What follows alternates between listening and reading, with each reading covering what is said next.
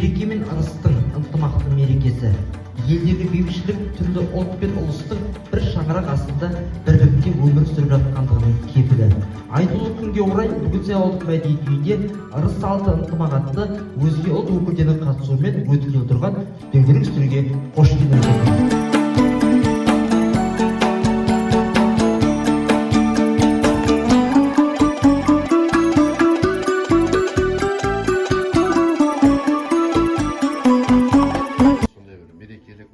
салтымызға келетін сондай бір жақсы ай, қасиетті ай.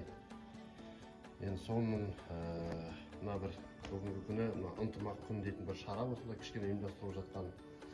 Ынтымақ күн деген өзге ұлттық өкілдері деп өздеріңіз осылай шақырып, дөңгелек стол ұйымдастырып, әңгімелесіп, өткен кеткенді айтып дегендей рахмет осылай келіп жатқандарыңызға.